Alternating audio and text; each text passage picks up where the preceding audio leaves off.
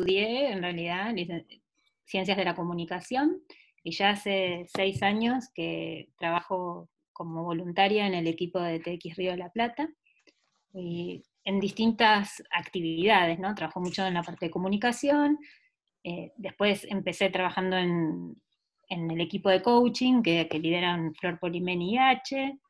Merper, que ustedes lo conocen, y después, hace unos 3 años, empecé a trabajar y a coordinar el equipo de curaduría, que digamos, somos las personas dentro del equipo que trabajamos sobre cómo van a ser los contenidos de los eventos.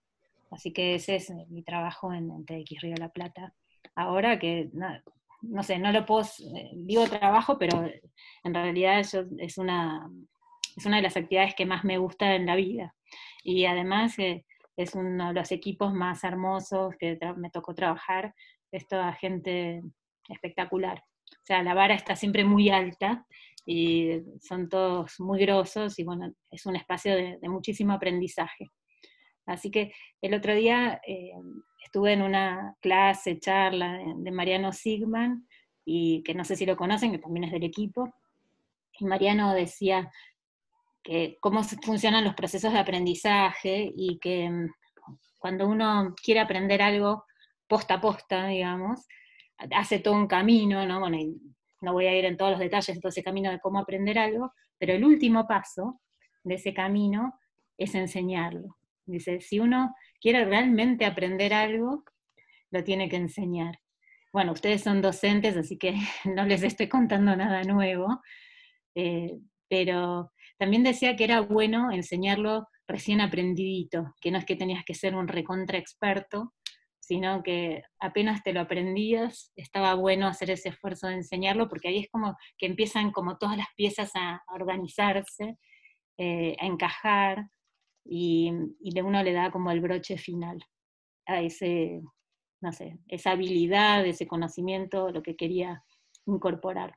Así que yo, dando el taller de curaduría, estoy aprendiendo.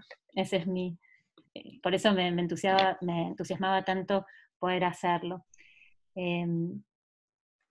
Bueno, acá me dicen que hay algunos que no son docentes, pero bueno, enseñarán otras cosas en la vida. Siempre uno tiene cosas que sabe y que sabrá mucho de sus cosas, ¿no? Yo no soy docente tampoco, si bien di clases, y bien me vendría aprender un poco de docencia, pero así que con los que no son docentes también tenemos cosas en común. Bueno, voy ahora sí compartir. Maya, ¿lo damos por iniciado? ¿Totalmente? Sí, totalmente, 7:10, sí, recontra. Perfecto. Bueno, les voy a compartir entonces la pantalla y vamos a empezar a charlar. Bueno, acá estaba mi escritorio. Y les contaba bueno, que estos son como estos elementos que ustedes muchos miraron, algunos dijeron me gustan los colores, me gustan las cosas, y yo de este escritorio hice una selección, ¿no? ¿Qué es esto? Que les cuento, hice, además de una elección, tomé algunas acciones sobre los elementos que estaban en el escritorio. Por ejemplo, abrí la computadora y la puse en la pantalla con lo que vemos acá, ¿no? De Club Stedet, porque me gustaba cómo combinaba con la taza, que tuviera luego el mismo color.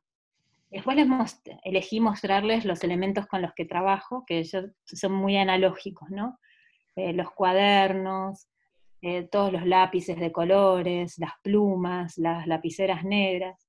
Después hice como una especie de zoom in sobre esos elementos en otra parte del escritorio, que son las tintas, y después abrí un poco a la pluma, con el trapito con el que uso para secar la tinta, y después puse esos animalitos que, que los uso a veces de modelitos para copiarlos, ¿no? Y que me sirven cuando estoy en una call muy larga, poder distraerme mientras dibujo algo en el cuaderno, mientras en el trabajo dicen otras cosas, ¿no? Entonces, acá hay como una especie de selección. Yo hice la curaduría de mi escritorio, digamos. En definitiva, hay una temática común, que son mis elementos de trabajo, y una manera de reunirlos en una especie de zoom in y zoom out, tratando de contarles algo de lo que yo hago y de cuál es mi ambiente. A ver. La curaduría lo que hace es elegir cómo disponer esos elementos. Voy a hacer un pequeño pasito que les quiero comentar. Cualquier duda, si quieren hacer alguna pregunta, o cada tanto voy a ir parando para que charlemos, pero si les agarra como una duda existencial que es necesario de ser contestada en el momento, se pueden desmutear y preguntar. O sea, no es necesario que se la guarden. Igual, cada unos minutos, así, vamos a parar y hacemos preguntas y intercambiamos. Bueno, entonces, esa curaduría que yo hice, digamos, de mi escritorio, también, en general, la curaduría, nosotros tomamos la palabra prestada del arte y de los museos, ¿no? Que lo que hacen es tratar de poner todos los elementos que tiene el museo, atesorarlos, cuidarlos, elegir cuáles se van a incorporar al museo también, y después exponerlos, y en esa manera de exponer esas obras, generar una experiencia. Algunas de las maneras, esta es por ejemplo la típica manera en que uno mira una exposición, pero acá por ejemplo hay distintas agrupaciones de los cuadros, y miren cómo la gente se mueve por el museo, que es distinta que esta, ¿no? Que tiene otra disposición, con mucho más blancos, y la gente recorre desde otra manera, es otra experiencia. O esta, que pusieron como una especie de elemento en cruz, donde los objetos están metidos adentro de unas cajas y no están solamente colgados en las paredes, ¿no? Y las personas entonces miran para abajo, por ejemplo, miran para adentro y no solamente para la pared. O este que tiene pantallas, y las pantallas no están puestas a la altura de los ojos, sino más arriba, más abajo, como que uno se tendría que ir para atrás para poder verlas, porque si se acerca se tendría que o agachar o en poner en puntitas de pie, ¿no? Entonces, con la manera en que nosotros disponemos de los elementos, hacemos que las personas vivan en el cuerpo una experiencia diferente, ¿no?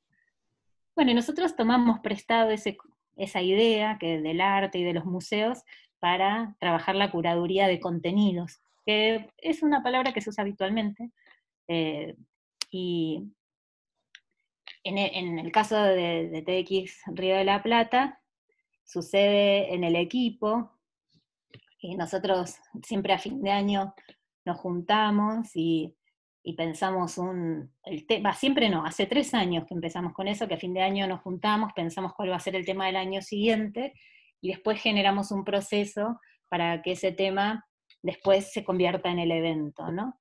Y en TX Río de la Plata, la curaduría, si bien, como decíamos antes, supone todo, la experiencia completa, nosotros acá nos tomamos una libertad, una licencia poética, y usamos la curaduría solamente para lo que son los temas y los oradores.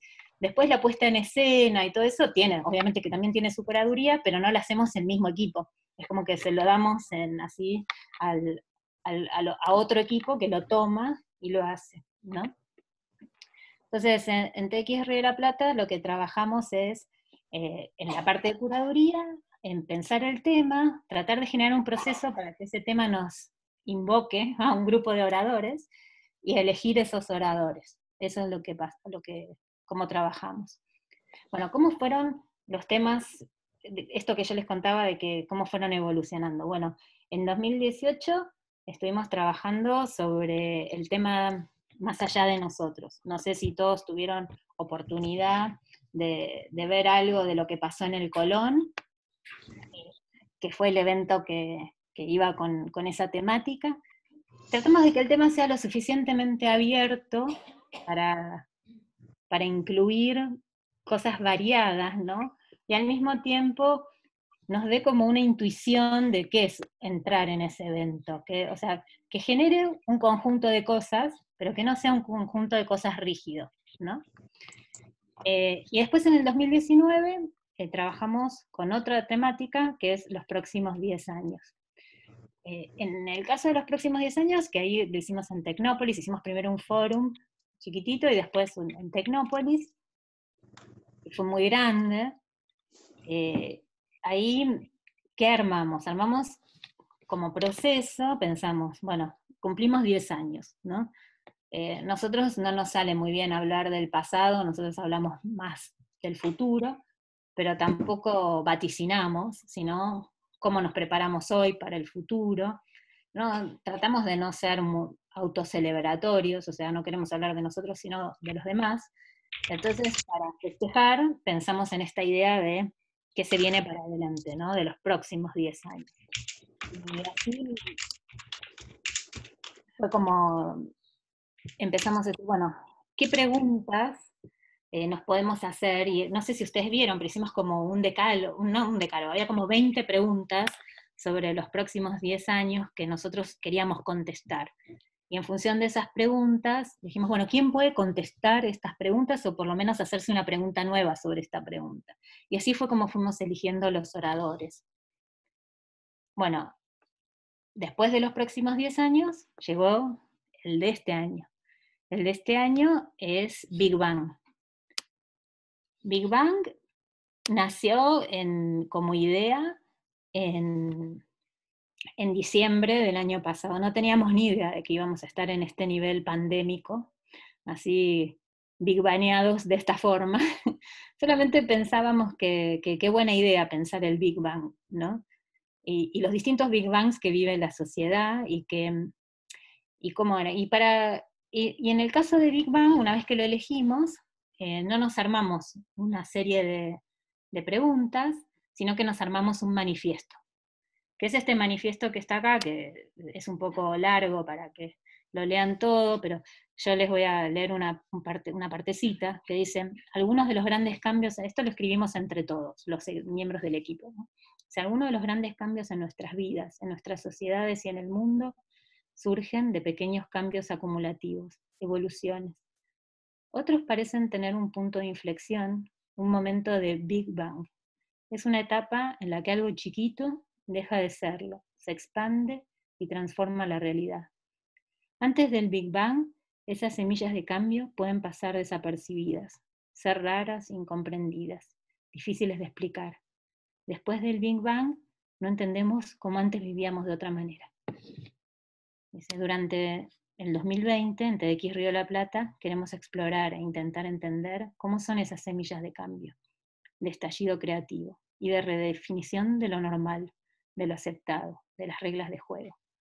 Nos interesan los Big Bang grandes y también los más pequeños, los que suceden rápidamente y los que requieren mucho tiempo para liberar la energía acumulada. Vamos a visitar los Big Bangs del pasado que crearon el mundo en el que vivimos, los que están estallando ahora y las semillas que se están sembrando para los grandes cambios futuros. Nos interesa el origen, los mecanismos de la explosión, los impactos de la onda expansiva. Nos interesa buscar y compartir el asombro de las ideas que lo cambian todo. Nos interesa que entre todos podamos crear los Big Bangs que tienen el potencial de mejorar el mundo y de enriquecer nuestras vidas. Bueno, esto lo escribimos en diciembre y enero, y después vino esto en marzo, que con la idea de nueva normalidad, muchas cosas que estaban dentro del manifiesto, que nos resultó muy interesante, y bueno, elegimos cerrar TX Río de la Plata y poner un curso de adivinación. No, dijimos, vamos a seguir profundizando y lo vamos a aprovechar, y entonces lo que pasó es que hicimos, cuando apenas salió el espacio de cuarentena, pensamos en esto de ideas en el medio del Big Bang, que fue el primer evento que hicimos de este año, y después el evento de ayer, que fue, pensamos distintos territorios sobre los cuales el Big Bang estaba operando, y en el de educación claramente estamos en medio de, no sé si Big Bang, terremoto, redefinición, super sacudón, bofete, cachetazo, digamos, de todo nos ha pasado. Y bueno, y eso fue parte de lo que tratamos de empezar a pensar ayer, ¿no? Acá estos son los oradores que trabajamos en el evento primero, el de marzo. Y estaba o sea, pensamos, ¿cómo está impactando la cuarentena y qué podemos decir de lo que nos está pasando en distintos ambientes, ¿no? De nuestras vidas, ¿no? Tamara Tenenbaum, que habló de los vínculos, ¿no? Melina Furman de la educación, también Daniel Balmaceda sobre cómo habían sido situaciones de pandemia históricas, Laura Sommer de la infodemia y de cómo había una pandemia de la desinformación, Mariano Sigman sobre cómo la cuarentena nos afectaba en nuestro cerebro y en nuestra manera de pensar, Ana Kazumi sobre nuestra manera de pensar individualista o colectivista, y Emiliano Chamorro sobre la toma de decisiones, y Hernán como lo tomó desde un lugar, un cuento hizo, un cuento que había escrito en su diario de cuarentena, ¿no? Así que ese era como el hilo conductor, ¿no? De qué podemos, de lo que estamos viviendo hoy, tomar para pensar positivamente el mañana, qué aprendimos y qué podemos hacer con eso y qué estamos pensando. Como que la pregunta que les hicimos a los oradores en ese momento era, ¿qué están pensando ustedes ahora? Y eso fue lo que... Y van a ver que muchos son caras conocidas, en el sentido de que Hernán ya había charla, Meli ya había dado una charla, Mariano ya había dado una charla, Ana Kazumi ya había dado una charla, o sea, porque bueno, teníamos re poco tiempo, y lo que hicimos fue ir acercándonos a gente que sabíamos que iba a decir algo súper potente, y que en 2 semanas iba a poder preparar un charlón. Entonces, el proceso, que por ejemplo para el evento este de ahora llevó casi 2 meses, ellos lo hicieron súper acelerado, pero por ellos ya habían hecho procesos anteriores, ¿no? Entonces este es el de TX Río de la Plata en casa. Y después vino este, que es el de educación, que acá están todos, Valen Muro, bueno, Andrea, que tenemos el honor de tenerla acá en el taller, Marce Peña, que es, yo si todos lo digo rápido, bueno, Juli Greenblatt, Jason Beach, Vero Fiorito, Paloma Riesnik, Mirko Mesia y Aileen Segovia. Mirko, ¿estás acá? Si estás... Sí, estoy. Bien, Hola, qué grande. Hola hola, hola. Mirko, han alabado mucho tu charla y sabemos que tenés poco tiempo, apenas un ratito, pero Sí. bueno, si ponen vista del hablante lo van a ver a Mirko, que va a estar hablando, y lo que le quería pedir a Mirko es que nos cuente un poco de qué trataba su charla. ¿Me escuchan bien? Hola, hola. ¿Sí? Yo sí, sí. Sí, se Eh, escucha. sí. Yo quería saber, bueno, buenas tardes a todas y todos. Quería saber si alguno la vio y la escuchó la charla de ayer. ¿Cómo me Muchos lo... Sí, pusieron en el chat que les había encantado, sí, así que Ah, sí, entonces, muchos la vieron. bueno, podemos decir que la mayoría de los presentes la vieron y la escucharon. Lo digo para no repetir la charla, quizá podría espaciar un poquito más, ¿no? Sí, sí. Dime tú, Mariana. Sí, sí, no, no, repetirla no, contar un poquito qué querías contar. Ok. Eh, Básicamente, eh, esta cosa del no escucho, me escucho, yo lo llevé un poco a mi territorio, que es lo sonoro, como trabajo las partes sonoras y musicales de espectáculos de teatro, de títeres y toda esta cuestión. Entonces, mi campo es la audición. Pero en realidad esto viene de un concepto que tenía un maestro de teatro que se llamaba Augusto Fernández, que él cada 5 frases en sus clases de dirección decía, no leo, me leo. Tal cual lo decía, no sé si lo decía por lo menos 10 veces cada clase. Esta cosa al principio yo la tomaba, bueno, no leo, me leo, me leo. Pero al final, a medida que íbamos analizando obras de grandes autores y poniendo las manos en la escena, me di cuenta de lo hondo que era este concepto. Entonces viene un poco de ahí. Y yo lo que hice realmente es tomar esta herramienta y tratar de aplicarla a mi quehacer cotidiano. Primero laborar y después descubrí que era aún más hondo. Entonces, básicamente es muy difícil percibir la realidad porque es muy, muy, muy difícil no proyectarse en ella. Cualquier suceso desde el más pequeñito o insignificante que puede ser, siempre está teñido de nuestras opiniones sobre ese suceso. Tengo un mal día, tengo un buen día, soy de tal cultura, soy de otra cultura, hace calor, hace frío, un montón de cosas que influyen en cómo yo me tomo las cosas de la realidad. Esto es la cotidianidad. Ahora, en el trabajo profesional, como por ejemplo hacer una obra, que significa leerla, si es que hay texto, y después construirla en escena, esto tiene riesgos muy grandes, porque corro riesgo de perderme lo que está en la obra, porque al proyectarme solo en la obra, rescato solo lo que a mí me gusta, lo que no me gusta, bueno, lo que no me gusta lo descarto, rescato lo que me gusta, lo que en ese momento de mi lectura o de época de mi vida o del año pueda tener un significado importante. Por ejemplo, si hago un ejemplo muy así, muy cotidiano, si yo recién estoy de novio, y voy a trabajar en una obra que habla de una separación y no sé si me va a caer bien esa obra, porque yo estoy en otra, estoy teñido de otra cuestión. Entonces me va a resultar muy fácil juzgar como, ah, no, pero eso, no sé, no me toca mucho, ¿no? Hice un ejemplo muy tonto, pero es real, puede pasar. Entonces en la charla hice algunos ejemplos, tres en particulares que tocan tres dinámicas muy distintas, una que es la percepción visual, la otra que es la percepción sonora y otra que es la percepción de lectura, con respecto al qué pasa si yo me percibo demasiado, qué pasa si yo me proyecto demasiado en el suceso. El primero era la anécdota de un amigo que había estado en Europa de viaje y me había dicho que había estado en la Capilla Sixtina. Entonces me llamó mucho la atención que le había parecido muy chica la Capilla Sixtina, simplemente porque no puede ser grande una capilla es una capilla. Entonces, de entrada, es chica. Es como si fuera el título del capítulo, Capilla Sixtina. Es una capilla y es Sixtina, es decir, de un señor que se llamaba Papa Sexto, etcétera, etcétera. Entonces ya eso que fuera chica, dije, pero no importa, obvio que está chica, pero ¿qué te pareció? Yo le preguntaba. Y él insistía, y me pareció muy chica, tanto hablar, eso, y al final es chica.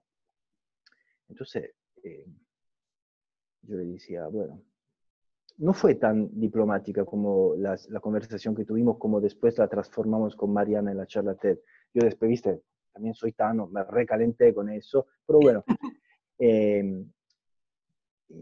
eso era, digamos, muy interesante porque hasta el final, lo que después fue desbordante, porque hasta descubrí que le estropeó el viaje a Roma, esta cosa de que la capilla era chica.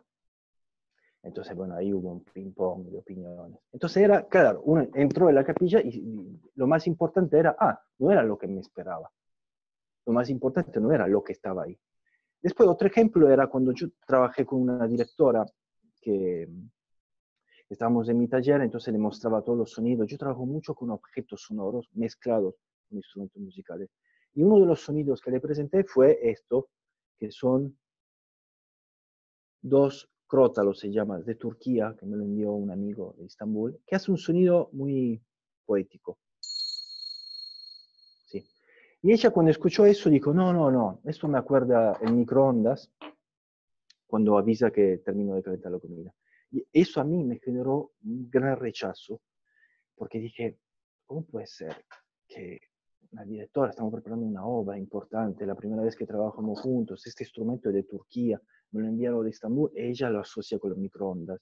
Todo esto que le estoy diciendo era mi proyectarme del suceso. Era yo que pensaba, mira, para mí es importante esto y significa todo un montón de cosas, para ella es el microondas que suena. Y todo este palebrío que yo tenía, este proyectarme en el suceso, me borró, me quitó la posibilidad de recibir su opinión y hacer algo con esa opinión. Es decir, que yo no escuché lo que me dijo, yo me escuché mientras ella decía eso. Y el otro ejemplo, que es un experimento que estoy haciendo en varios países con personas muy, muy distintas, es preguntar cómo termina Romeo y Julieta.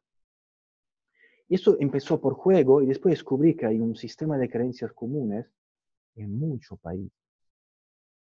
y en muchas, perdón, me están llamando, ahí estoy de vuelta. Perdón, espere que aviso, me están llamando que tengo una reunión en Italia, perdón, ¿eh?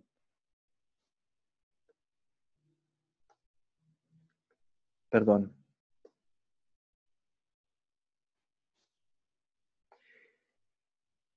Descubrí, Y si querés, hacer cortito, así puedes ir a tu sí, otra reunión. todo el mundo, cuando piensa, todo el mundo, la gran mayoría, cuando piensa cómo termina Romeo y Julieta, tiene la imagen de los dos muchachos muriéndose. Que es verdad, sucede esa escena, pero no termina así Romeo y Julieta. Esto es lo grande de esa obra. Que esa obra hace suceder esta muerte, que es una obra, que es una escena genial.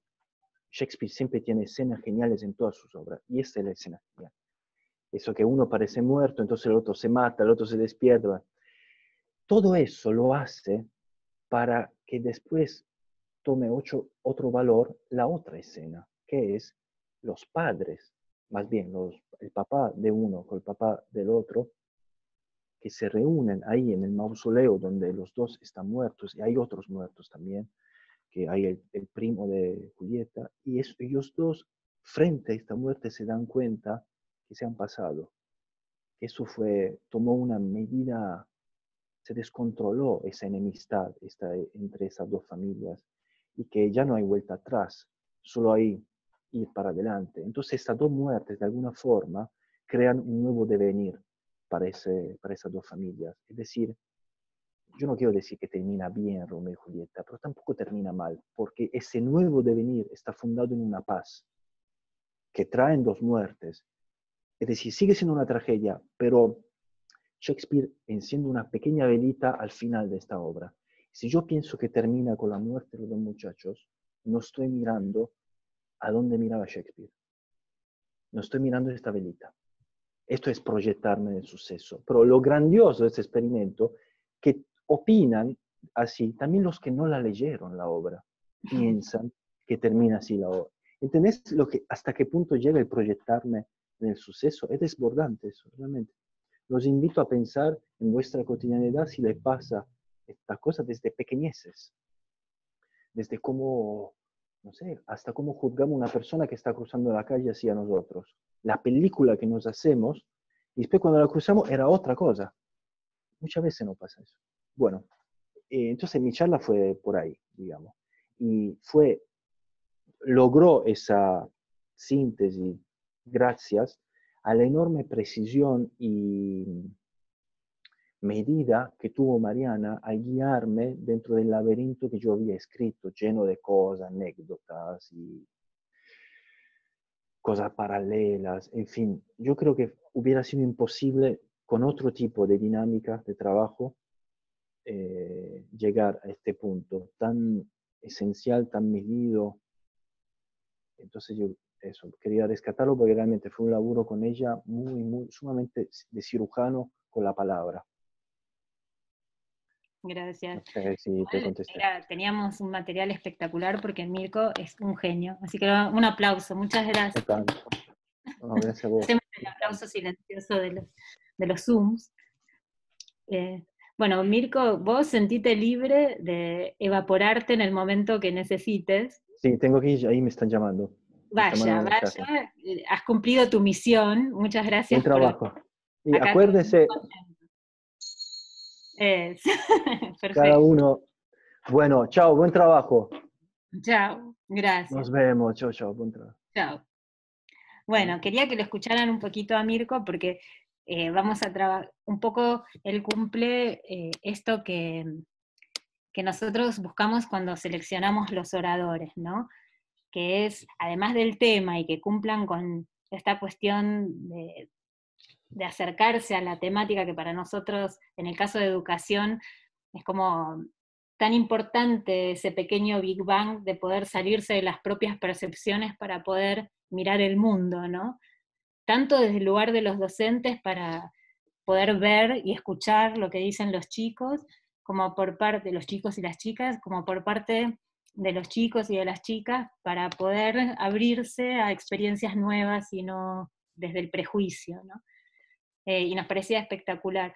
Bueno, nosotros cuando buscamos oradores, buscamos que hayan hecho cosas increíbles. En el caso de Mirko, es un súper productor de música teatral, es un músico que trabajó con Agustín Aleso, con un montón de directores increíbles, que las pueda contar, que bueno, él ya venía como hiper capacitado en eso. A veces nosotros lo que vemos es como una llamita de que pueda contar eso y que nosotros la podamos potenciar. Y después la otra cosa que buscamos es que se muera de ganas de hacerlo en TX Río de la Plata, porque como es un montón de trabajo hacer la preparación de la charla, y acá la tenemos a Andrea Santiago que lo puede verificar, que se laburó todo para hacer eso. eh, Así que, Andrea, cuando quieras puedes también hacer tu comentario sobre ese punto, y creo que anda por ahí también Adrián Juan, que es su coach, que hicieron un trabajazo. O sea que de Un trabajazo de Adrián, pobre. diga, André. ¿Qué tal? Bueno, sí, la síntesis es todo el trabajo de los coaches, porque uno en la emoción de contar, yo no hablo así de lento como ustedes me vieron ayer, ni tampoco me quedo tan quieta, es decir, olvídenlo, es todo mérito de Adrián y de un laburo de todos los días un poco, que, bueno, lleva un montón de rublos en el medio y de cuestiones, me parece que nunca llega a esa síntesis final, pero es muy disfrutable. Y creo que esa es una de las cosas que tenemos que enseñar a los chicos, tanto que le estamos diciendo, conteste y después le ponemos bien o mal, abrirles el espacio para que digan lo que quieran, y después orientarlos para que eso que quieren decir sea concreto y además tenga una llegada, digamos, bueno, ese es nuestro laburo, ¿no? Como decía Mirko, escucharlo y además convocarlos, ayudarlos a decir, ¿no? Con su palabra. Gracias, André.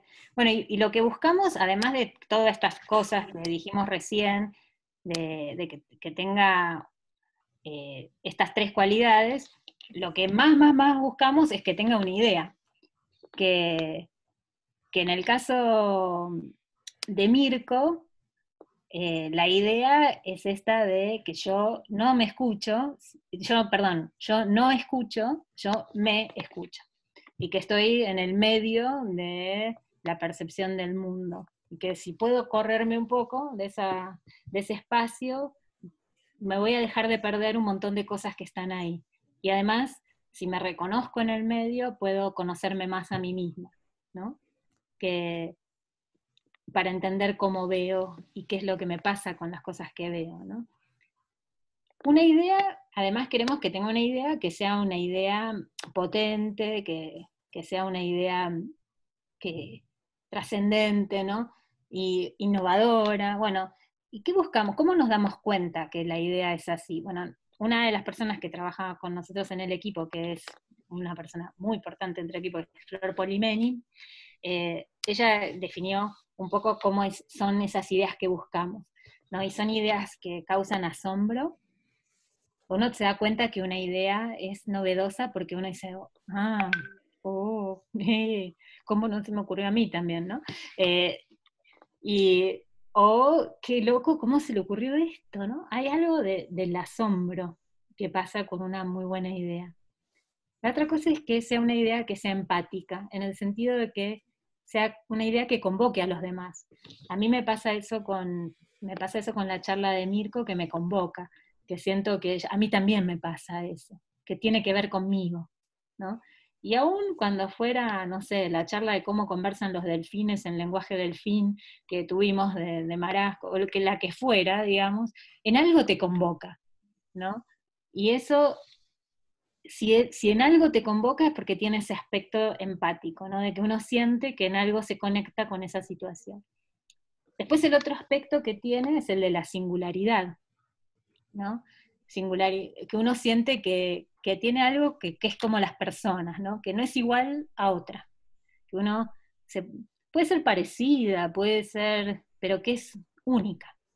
Entonces, cuando una idea tiene esa cualidad, uno percibe eso que se llama singularidad.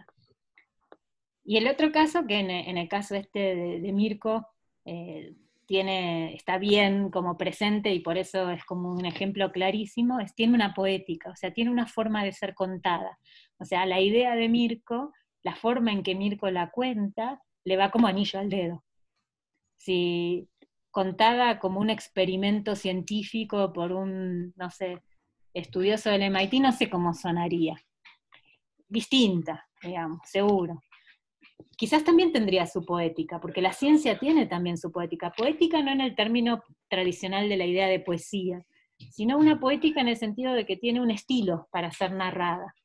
Algo que la forma le va al contenido, donde hay algo del medio que tiene que ver con el mensaje, ¿no? que son más indisociados, ¿no? Entonces, una idea tiene asombro, tiene empatía, tiene singularidad, tiene poética. Bueno, no sé si ustedes quieren ir pensando, pero si vieron, por ejemplo, la charla de Valentín Muro, por ejemplo, ¿cuál era la idea de Valentín? La idea era que había que alimentar la curiosidad para poder encontrar nuevas respuestas de cómo funcionan las cosas en el mundo, y nunca callarla, esa curiosidad, porque ese era el motor del conocimiento, de conocimientos útiles o quizás más banales, pero el motor de la construcción de nuestra mirada del mundo. Era empática también, porque hablaba de cómo uno se encuentra con el mundo. Era singular, muy particular la manera, eso de hacer un pijama party con la curiosidad, ¿no? Y tenía una poética, o sea, no hacía poesía Valen cuando contaba, pero sí tenía una forma que es muy valentinesca, digamos, de decir las cosas, ¿no? Que no era propia de ninguna otra persona.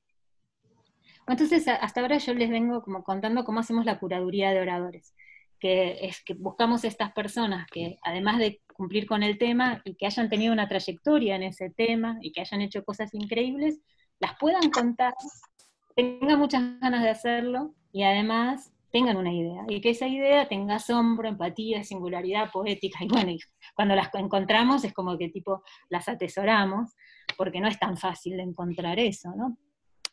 Pero al mismo tiempo, todos tenemos alguna idea para contarla así. No es tan fácil, pero tampoco es tan difícil, ¿no? Está. Bueno, entonces volviendo a la idea de curaduría, no solamente curamos en el sentido de pensar quiénes son los oradores, sino que después esos oradores conforman un evento. Y entonces cuando tratamos de agrupar las charlas en un evento, como sucedió ayer, ¿no? Tienen un hilo conductor, y además nosotros vemos muchos oradores y decimos, bueno, esto es para este evento y esto es para el segundo del año, por ejemplo. No, hay también una selección sobre las temáticas, en qué momento del año están y en qué evento, etc. Bueno, ¿cómo hacemos eso? Bueno, y una de las maneras de pensar cómo hacemos eso es en pensar que las charlas tienen como distintos colores, ¿no? Vieron que los colores, bueno, vieron, este es el famoso círculo cromático, digamos, que nos enseñaron en el secundario y que muchos piensan para qué coño sirve, pero tiene su utilidad y la encontramos acá. No, tiene muchas utilidades, pero este es un círculo que hicieron en la mitad del siglo pasado Johann Sitten, que es uno de los primeros que pensó sobre la teoría del color, ¿no? Yo tengo una deformación que es que soy profesora de pintura, entonces me interesa mucho esta cuestión del color. Y me pareció que era una metáfora espectacular, porque vieron que los colores producen emociones, ¿no? Tienen luz, pueden ser claros, oscuros, pueden producir alegría o sensación de tristeza, son cálidos y fríos, ¿no? Contrastan, vibran, ¿no? Tienen un montón de cosas que pasan con los colores cuando los ponemos juntos. Y las charlas también tienen color, ¿no? Y tienen muchos colores hacia adentro, las charlas, pero también tienen como un color predominante, como cuando uno ve a una persona que está vestida de lejos y le pesca como una onda, que por ahí cada una de las ropas por separado no la tienen, pero en su conjunto vos le pescás, bueno, hippie chic, ¿no? Le tirás, ¿no? Un algo que te da una idea del general, o también ves como una gama de colores ahí en esa vestimenta, o no, como mucho contraste. Bueno, las charlas hacia adentro tienen muchos colores, y también en sí mismas tienen como algún tipo de color predominante. Y eso es lo que tratamos de entender para agruparlas de alguna forma. Y lo que vemos, y que pasa también con el color, ¿no? Es que la misma charla con otro entorno tiene un color distinto, porque el marco hace mucho a la interpretación. Estos dos son dos lilas iguales, es exactamente el mismo lila, pero si ustedes lo ven al lado del amarillo parece un lila distinto que envuelto en un lila más oscuro. Incluso parece más grande, ¿no? Un cuadrado que el otro mientras tienen el mismo tamaño. O sea, hay un proceso que se da en la percepción que sucede por esta yuxtaposición. O sea, que si yo pongo una charla al lado de otra, si vengo una charla muy emotiva y después le pongo otra charla muy emotiva y después le pongo otra charla muy emotiva, siguiendo, probablemente la última me parezca ya trágica. Porque ya no puedo más, o sea, estoy como muy cargada de todas esas emociones. Entonces, capaz lo que necesitamos es poner en el medio, no sé, una pequeña performance que nos aliviane y nos levante, o una charla que tenga otro color, ¿no? Entonces, ahí un poco uno lo que hace en la curaduría es tratar de entender cómo funcionan estas continuidades y contrastes, ¿no? Acá yo les traje otro, ¿no? Que un poco lo que sucede es que los colores se tiñen, estos son todos el mismo gris, pero si ustedes lo miran, parecen colores de gris distintos, porque se tiñen con lo que tienen alrededor. Bueno, eso es un poco lo que le pasa también a las charlas, ¿no? Que se tiñen de ese contexto, se tiñen de cómo las presenta el presentador, se tiñen de cómo está el ambiente y la construcción de la escenografía, y también se tiñen de aquello que los antecede o de aquello que les sigue, ¿no? Y entonces hay como un pequeño arte o artesanía en armar esa combinación de una manera pensada, ¿no? Que no suceda por casualidad, sino que suceda con alguna intención. Acá, o sea, ven los mismos colores con distintos marcos, ¿no? Y cómo la percepción de estos colores varía, como si fueran estas todas nuestras charlas, ¿no?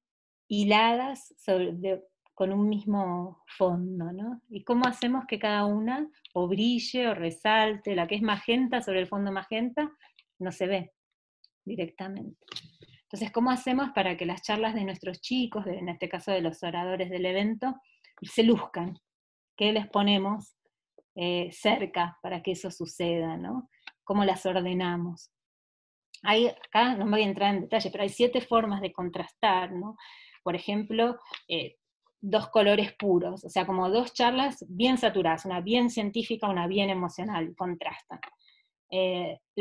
Los colores cálidos y los fríos, ¿no? Una más emotiva, que es como bien cálida, artística, y una más fría, más racional, más técnico-científica, ¿no? También, por ejemplo, 2 charlas sobre el mismo tema, una que es neutral y una que tiene mucha opinión. La gente con qué con qué idea se va a ir, con la de opinión, porque editorializa la otra también. Entonces, quizás lo que tenemos que hacer es separarlas, ¿no? Para que la que es neutral pueda sostener su identidad, ¿no? O charlas que tienen una cosa muy luminosa, que son muy alegres, muy pispiretas, ¿no? Contras que son más oscuras, ¿no? Que tienen una cuestión más de pensamiento más profundo, o incluso siendo graciosas son más oscuras. Yo me acuerdo una que dimos en una charla que ahora no me acuerdo bien exacto el nombre de la persona, pero era toda sobre las malas palabras, ¿no? Y era muy divertida, pero era oscura, no era una charla luminosa, ¿no? Bueno, también cuando se complementan, ¿no? Los colores complementarios son charlas que complementan un mismo tema, que tienen dos visiones que parecen opuestas pero que son complementarias, ¿no? O hay esto que decía contraste cualitativo, que es sobre el mismo tema o el mismo color de charla, uno lo tiene más sutil y habla de ese tema más pequeñito, y el otro lo tiene más saturado, más vivo, toda la charla va a estar al palo, por ejemplo, ¿no? Entonces estas son como maneras de pensar las charlas. Nosotros podemos querer generar como un continuo, ¿no? Y con pequeños matices. Aún así, en el continuo le tenemos que dar la posibilidad de que tengan su individualidad, ¿no? Después, nosotros tenemos dos productos, el evento y los videos, ¿no? Cuando pensamos en los videos, estamos pensando en el orador como si fuera el color puro. Y cuando lo pensamos en el evento, lo estamos pensando en esta situación de gama de colores, ¿no? Bueno, un poco lo que vemos, y que es que tenemos que ayudar a como a construir ese sentido en un marco, ¿no? Que es el marco lo que le da como el sentido, que además del que tienen per se, le da la situación de interpretación, ¿no? Por más que nosotros no tenemos la potestad de hacer que los otros interpreten como nosotros queremos, ¿no? O sea, nosotros hacemos como que tiramos nuestro avioncito de papel, y bueno, y llega, y bueno, el otro con eso hace algo, que nosotros no necesitamos. Nosotros tratamos de influir en esa situación, influir positivamente, y tratar de generar las condiciones adecuadas. Ponemos el ventilador o soplamos fuerte para que el avioncito vaya para el lado que nosotros queremos, ponemos el brazo bien, diseñamos bien el avioncito, plegamos prolijo, ¿no? Y le ponemos la mejor onda. Bueno, después sucede lo que sucede, con un poco de magia, un poco de arte, un poco de ingeniería, y tratamos de que llegue nuestro mensaje, ¿no? Todo lo que hacemos funciona como ese marco que trata de hacer que las cosas sucedan de la manera en que pensamos. Y después, bueno, está la libertad de que el otro interprete. Acá vemos el evento último, ¿no? Este fue el orden. Yo les cuento un poco cómo fue. Nosotros pensamos, Valentín Muro abre. Cuenta lo que para nosotros es casi lo más importante para poder aprender, ¿no? Que es tener curiosidad y asombrarse. Y genera como el marco, es la típica charla TED, divertida, linda, emotiva, tiene todos los colores adentro de la misma charla. Después Andrea nos lleva a nuestro tema. Andrea nos cuenta, es un quilombo ahora, ser padre, ser docente, ¿qué pasa ahora en la escuela? Nos mete como de cabeza en nuestra situación de la realidad.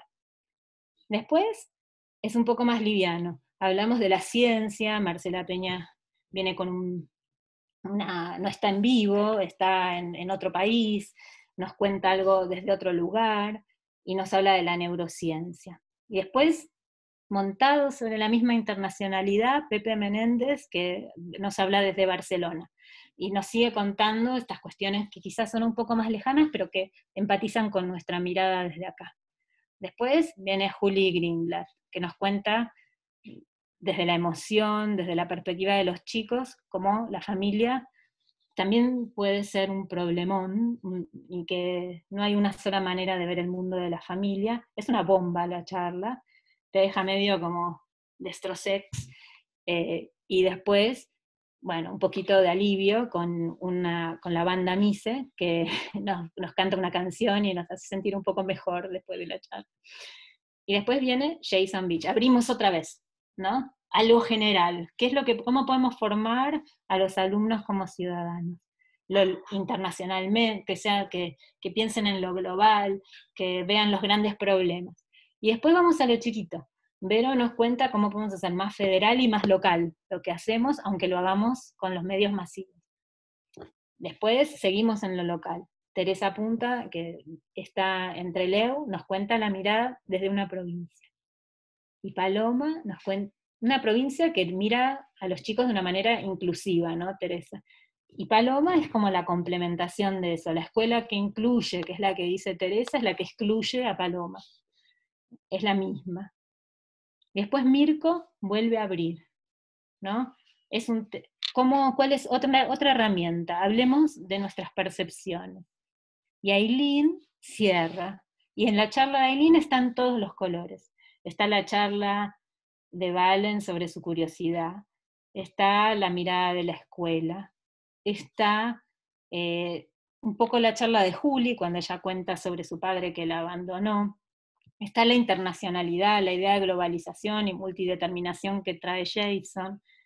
Está la mirada de ella local, ¿no? Está un poco cómo no encajaba Paloma, ¿no? Está la idea de cómo ella piensa su propia identidad y cómo se ve ella en el medio, un poco como lo plantea Mirko. Es una charla que tiene todo el arco iris. Y con esa charla cerramos. Entonces, como cualquier, digamos, actividad, uno piensa el evento como una historia, ¿no? Que cuenta un mensaje que va como un metamensaje, ¿no? Que va por arriba de cada una de las charlas, ¿no? Que tiene un comienzo, un nudo y un desenlace. Y un poco lo que tratamos es de que el comienzo sea potente y que setee, ¿no? En qué viaje nos vamos a ir juntos, ¿no? Como que uno invita a la gente a que venga a nuestro evento y no sabe bien qué va a pasar. Entonces le tenemos que dar la seguridad de que fue una buena elección venir con nosotros y que nosotros nos vamos a ir a un buen lugar, juntos. Entonces el comienzo es como que, sin dudas, es espectacular. El nudo tiene esta cuestión de las tensiones, ¿no? Tiene que haber fuerzas en conflicto. Y el desenlace es como el final del evento, que le da el sabor, lo que la gente se acuerda del evento, ¿no? Esa sensación con la que se va, ¿no? Que yo a veces cuento, como cuando mis hijos eran chicos, que vos los tenías que acompañar al cumpleaños, ¿no? Y te tenías que quedar todo el cumple, ¿no? Que era un chinazo quedarse todo el cumple, pero ¿qué pasaba? Vos los veías que se cagaban de risa todo el cumpleaños, ¿no? La pasaban bomba, estaba buenísimo, era una cosa que estaban bárbaro. Y llegaba el final, comían la torta y tiraban la piñata, ¿no? Y la piñata era un descontrol, o sea, terminaban todos abollados, con medio caramelo, ¿no? Porque uno con esta idea de que no tienen que pelear y qué sé yo, no les enseñaba nada de eso. Entonces terminaban con medio caramelo y llorando, ¿no? Entonces vos volvías caminando de la sala de cumpleaños y te preguntabas cómo estuvo el cumpleaños, le preguntaba a mi marido, y decía horrible. Y vos lo viste que se cagó de risa todo el cumpleaños. Claro, estaba horrible porque el final fue horrible, ¿no? Y lo mismo nos pasa con las películas, o sea, nosotros podemos estar llorando toda la película, pero si al final, no sé, chico encuentra a chica o se cura, es una película espectacular. Y vos podés venir cagándote de risa toda la película como una comedia, pero al final el protagonista se muere, es una película terrible, triste. El final le da mucho marco al derrotero de la historia, porque, bueno, un poco lacaniano, ¿no? Como que el punto es lo que le da sentido a la oración. Entonces, ahí hay mucho de cómo construimos ese final. Bueno, estamos llegando al final nuestro, porque son casi las 8, y entonces lo que les iba a proponer era si queríamos conversar un poco y hacer algunas preguntas. Charlar un ratito.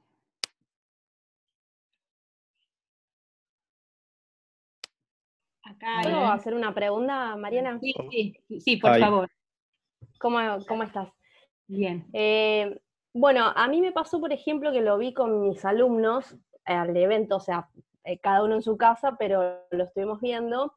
Y algo que me resaltaron los chicos fue en la charla de Julieta, cuando en su momento dijo esa parte de, bueno, componerla alcanza.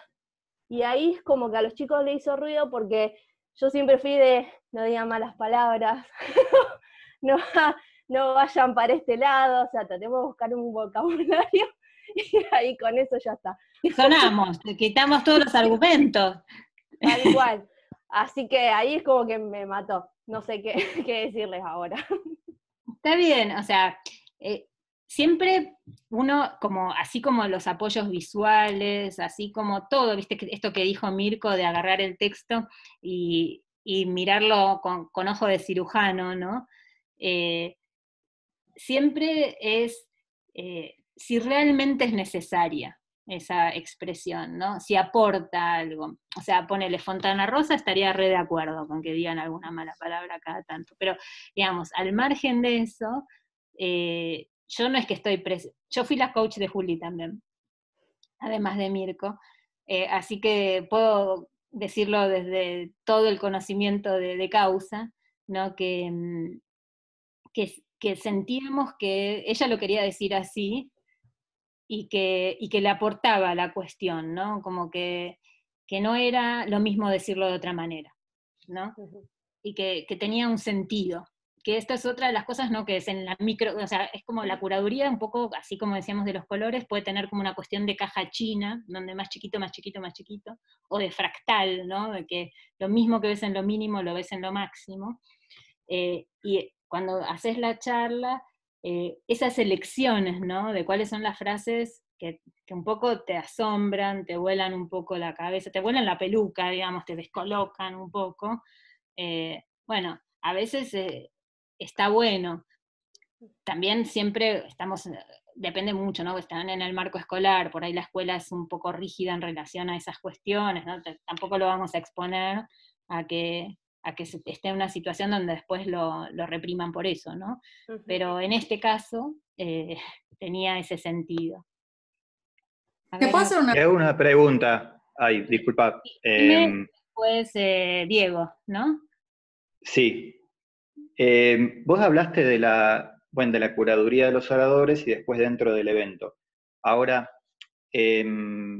nosotros no tenemos la posibilidad de hacer curaduría de oradores porque los chicos que quieren se suben todos al escenario y a veces trabajamos con todo un curso y entonces ahí vos diste una cantidad de parámetros para tener en cuenta para seleccionar los oradores que bueno, yo me sentía re afuera porque no puedo encontrar todos esos parámetros en todos mis oradores. No, eso es para que ustedes sepan cómo se hacen los eventos de TX Río de la Plata, pero no para que ustedes seleccionen los oradores de los clubes.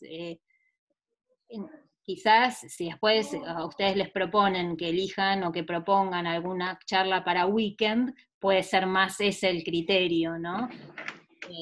¿No? De las charlas que ya tienen, o si les proponen que muestren alguna de las charlas más específicamente en una situación distinta, tiene más ese criterio, pero si no, no, o sea, ustedes ya vienen con un mundo dado que es el de todos los chicos, además con los chicos pasa distinto que con los oradores adultos o con los oradores de los eventos grandes de TX Río de la Plata, que la finalidad es otra, o sea, que hagan los clubes tiene una finalidad pedagógica, ¿no? Entonces, lo que buscamos es que los chicos puedan encontrar su propia voz y que la voz de los chicos que sea escuchada. Entonces, no estamos pensando en generar una situación donde lo que queremos es que una idea se expanda por todo el país y cambie la manera de ver el mundo, sino que estamos tratando de que le cambie a esa persona su manera de ver el mundo, que le dé habilidades para que pueda contar su vida también. Sí, Maya. Sumo a esto y que ahí voy tomando un poco del chat. La idea por ahí también es tener un paraguas cuando ustedes tienen que armar cómo es el orden del evento, cómo mezclar y quién viene primero y segundo, digamos, para que el espectador tenga una cadencia que pueda ir como acompañando, digamos. Y obviamente estas son herramientas generales, donde cada uno a su contexto, a su escuela, a sus pibes y pibas, como dice Andre, y demás, puedan tomar algunas cositas de estas que los ayuden a hacer un poco de zoom out o zoom in en su momento y poder acompañar este proceso de las charlas, del armado, de encontrar una idea, de combinar el evento, digamos, con mayores herramientas. Me parece que ese es un poco, digamos, poder poner algunas herramientas donde cada uno, como es la guía, es una que ustedes tienen, la guía ustedes la tienen y cada uno la va adaptando con las cositas que sugerimos. Me parece que esa es un poco la idea, no porque a partir de ahora tengan que hacer una curaduría, al contrario, y saben que nosotros abordamos para que todos se suban al escenario sin obligar a nadie, no seleccionamos qué pibe o piba puede subir. Digamos, un poquito. Tal cual. Dime, Sergi, quería preguntar algo. O decir, Muchas gracias por darme la palabra, porque tengo una duda. ¿Cómo superaste el desafío de ser curadora de un evento virtual con todas las dificultades técnicas que te son ajenas, que dependen de terceros? Un proveedor de Wi-Fi que no funciona, una compu que se quedó sin batería. ¿Cómo te las ingeniaste para que lo que soñabas sucediera? bueno, primero es que por suerte no soy yo sola y hay como un equipo enorme en la parte de producción. Y en este evento, hubo 2 eventos, uno que fue desde las casas, ¿no? Que fue el de marzo, que ese era con muchos más imponderables, ¿no? Y ahí lo que pasó es que teníamos las charlas grabadas por las dudas, y fuimos con el vivo, y si no salía bien el vivo, teníamos la posibilidad del backup de la charla grabada. Y acá no, acá fue en el estudio, salvo las 2 charlas con las que innovamos un poco, que fueron la de Vero y la de Mirko, que hicimos otro tipo de producción, que fue preproducción. Así que, pero sí, tiene todo la cuestión, digamos, la cuestión técnica le agrega como más condimentos a la teatralidad, esa sensación de riesgo, ¿no? Que es la de hacer las cosas en vivo, que hace que uno tenga cosquillitas, ¿no? Pero también genera en el otro algo que es esa sensación de lo genuino y lo verdadero, que es que, bueno, está en la cuerda floja y camina por ahí y está sin red. Bueno, ¿qué pasa? No, Mari, Jimé, aprovecho para sumar, digamos, tenemos generado un material sobre cómo armar eventos virtuales y tenemos hecho 3 recorridos de acuerdo a las posibilidades de cada uno, conexión, posibilidades de apertura, máquina, bueno, de un montón de cosas que creo que está bueno, digamos, para sumarles con esta duda que vos traes. Así que... Gracias.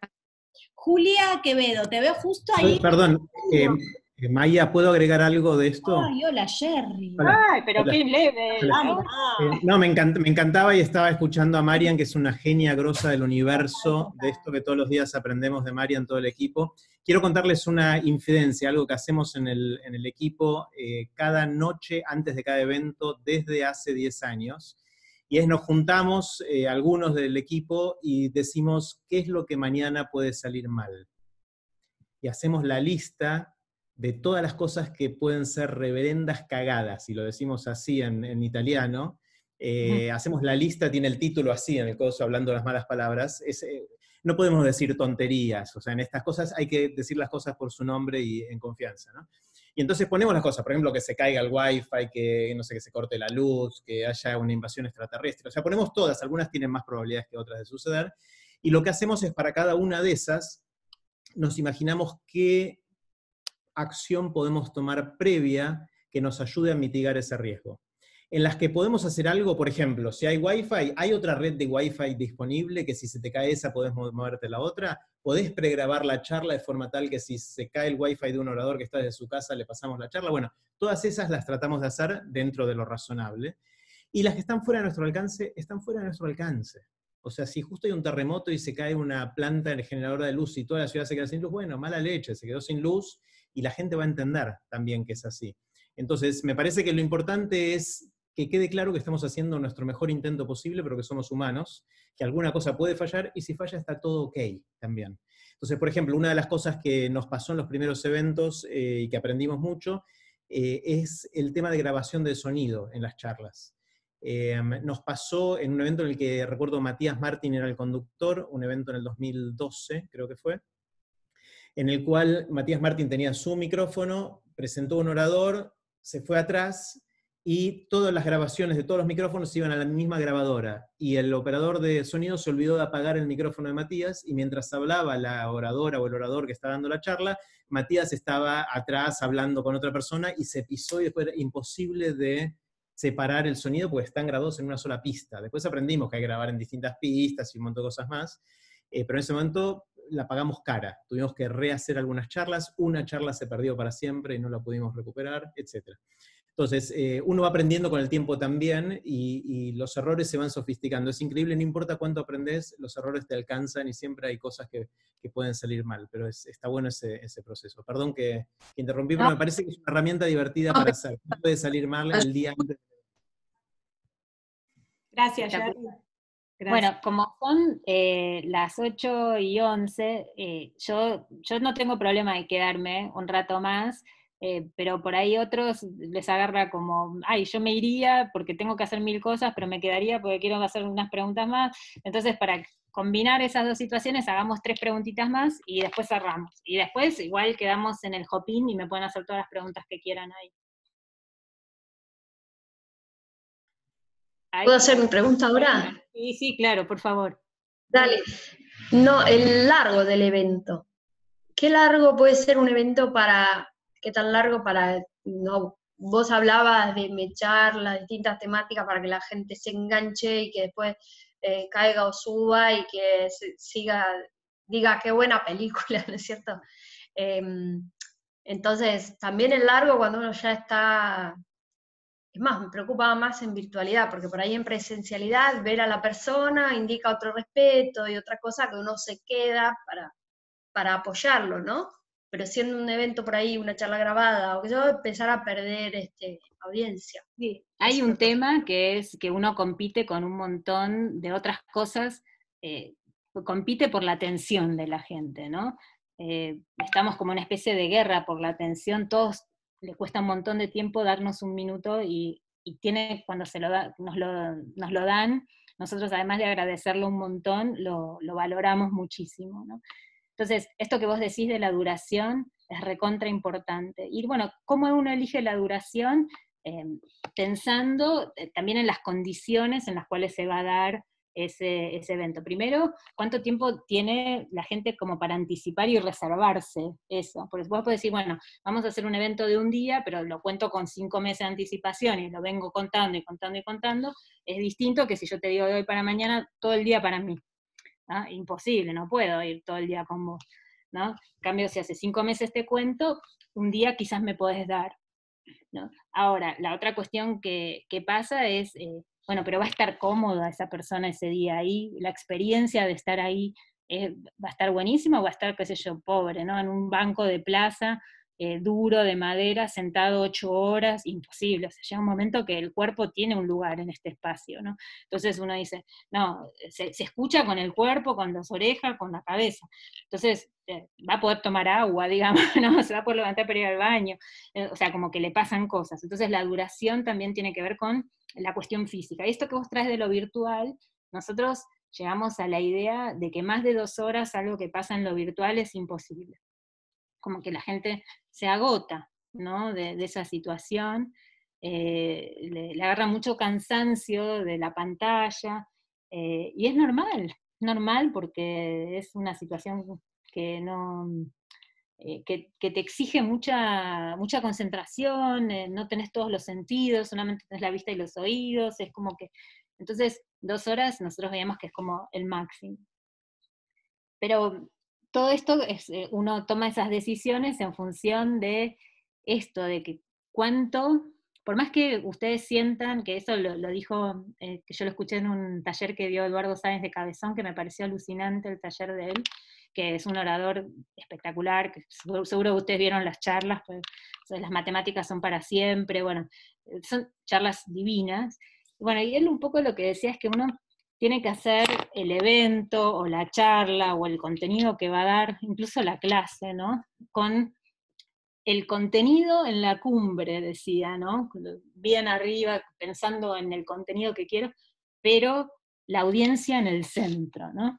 Y porque es para esa persona, para esas personas que uno está dando ese contenido. Entonces, ¿y qué era lo que decía él? Que si uno se centra del contenido y lo pone en el centro y dice, mi contenido es una bomba, soy un genio, tengo lo mejor para dar, es grosso, pero además, quizás con razón, capaz está buenísimo, ¿no? Dice, él lo asociaba a la botella del mejor vino del planeta que tiene para convidar a su mejor amigo, ¿no? O sea, tengo esto, y lo invito a mi casa a comer, ¿no? Y se sienta en la mesa, ¿no? Y yo pongo una copa y agarro mi botella, que es espectacular, o sea, es un vino increíble. Lo descorcho y lo empiezo a servir, y lo sirvo. lo sirvo, lo sirvo, lo sirvo, lo sirvo, lo sirvo, lo sirvo, empieza a derramar por la copa, cae sobre el mantel, va hasta el piso, le enchastra el zapato. O sea, el mejor vino del mundo en una cantidad innecesaria mancha también y te jode la experiencia, por más que sea copadísimo. Entonces, es como que si uno, tiene que uno entender cuál es la copa, ¿no? La copa del otro, lo que es capaz de estar de recibir. Y eso depende mucho de la situación en la cual está recibiendo, de la edad, de la época del año, del horario del día, de un montón de situaciones uno define, ¿no?, cómo es esa copa. No sé Mariana, si ¿puedo sí. un segundito a la respuesta, mejor dicho, a la pregunta esta de cuánto tiempo? Nosotros ya en la técnica Roca estamos haciendo el evento en 3 episodios, y esos episodios están entre media hora, 40 minutos, y cada episodio tiene entre 5 y 6 oradores, nada más. Y las charlas son entre 3 y 4 minutos, así son como nano charlas, como hicieron el año pasado ustedes, y eso nos está resultando, porque aparte no solamente están los chicos, sino que vamos mechando otras cosas e incorporando a chicos que ya fueron egresados. Tenemos digamos, las que hacen toda la cuestión de qué están diciendo la gente ahí en el chat, los mensajes para los chicos, el taller de música, todas esas cuestiones que pueden ir mechando para que sea más interactivo el evento. Entonces, lo vimos así por una cuestión de tiempo y de cuánto tiempo puede soportar un chico, un alumno o una persona que está mirando el evento. Y por lo general los chicos, media hora y chao. Así que por eso mismo estuvimos estudiando eso y bueno, tal vez lo pueden dividir en varias etapas y tal vez le funcione mejor. Qué bueno. Bueno, hacemos la última, Maya, no sé si alguien se quedó con ganas. Sí, la última y ya vamos a cerrar para respetar el tiempo. Nos vemos en Hopin, que ya me Pregunta Marian si vamos a compartir el PPT que les gustó la teoría de los colores. Le dije que por supuesto, así que quédense tranqui que lo vamos a compartir para que lo puedan tener y aprovechar. Sí, sí. ¿Puedo hacer una pregunta? Sí. Me preguntaba, a mí la verdad que me gustan mucho estos Zooms. Bueno, estoy en Zoom desde las 8 de la mañana hasta esta hora. Ya estamos zoomizados. Ya he inventado todo, Kahoot, todo. Pero me parecía que el evento podía ser interesante que el hablante, digamos, que pueda ver hacia los demás en Zoom. ¿O sería contraproducente, a lo mejor que estuviera más resguardado con las cámaras apagadas? ¿Ustedes qué opinan? A mí me gusta mucho el hecho de ver al resto, a la audiencia. Marian, ¿puedo contestar una cosita de experiencia?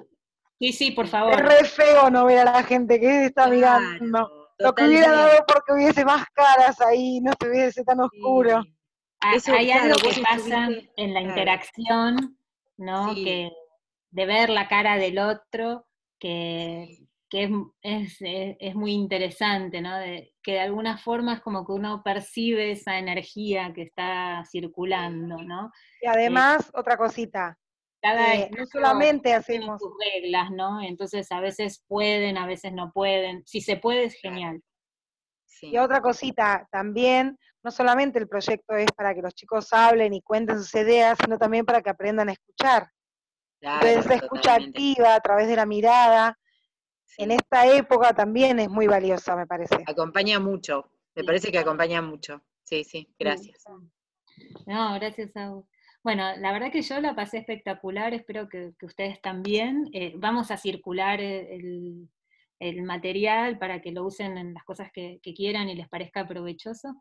Y bueno, nada, como les decía al inicio que había dicho que armándolo también sentí que aprendí cosas y charlando recién con ustedes, por supuesto, también. Así que nada, les agradezco mucho. Un beso grande para todos. Gracias Marian, gracias a todos, y bueno, nos vemos mañana, que seguimos a full, nos vemos en Hopin, saben que todo el equipo está a disposición para dudas, preguntas, consultas, orientar, y la verdad que es hermoso tenerlos cerca y seguir aprendiendo juntos. Así que gracias Marian, gracias a todos, y bueno, buenas noches. Buenas noches. Qué lindo. Chau. Gracias Maya, a vos. A vos. Muchas gracias. Me encanta porque No, ahora gracias. la gente, Claro, María. Dando todas las... la gente se empieza a ir, pero quedan los íntimos. Y ahora le vamos a sacar el cuero al resto. Nos Ahora comemos cuando las queden, sobras. Ojo que todavía estoy comemos las grabando, sobras y les sacamos el cuero a todos ahora. Chao, gracias. Entonces no nos vamos, Cherry. Hay que irse para atrás hay que irse ahora, sí, sin perder la mirada. Andre, ¿descansaste? ¿Qué? No. Sí. Igual, bueno, contestamos varios mensajes y cosas lindas. Alumnos de muchos años que me dieron, no lo podía creer. Chicos de la Buenísimo. primera experiencia, 2016. No, un impacto muy importante. Bueno, muy grosa, Andre, ¿eh? No sé si les gustó la charla de ella, ¿la pudieron ver? Muy grosa. Sí. Sí, André, sí. André, te felicito porque empezamos el Hola. mismo año juntas, me parece, con los Sí, clubes. Tengo fotos compartimos. tuyas con vos en Tecnópolis. Hola, Vero, no te había visto ahí. Sí, Vero. Somos Hola, muy ¿cómo buenas. estás? Las estaban siguiendo. Y ayer cuando te vi, no sabías que estabas, André, dije, ay, yo tengo una foto con esta chica en Tecnópolis. Yo conozco una famosa. Que así que Un poco fue muy bueno. lindo verte, te quería felicitar. Gracias, Vero, gracias. Compartimos un Sí. montón de cosas juntas, es re lindo. Sí, Que nos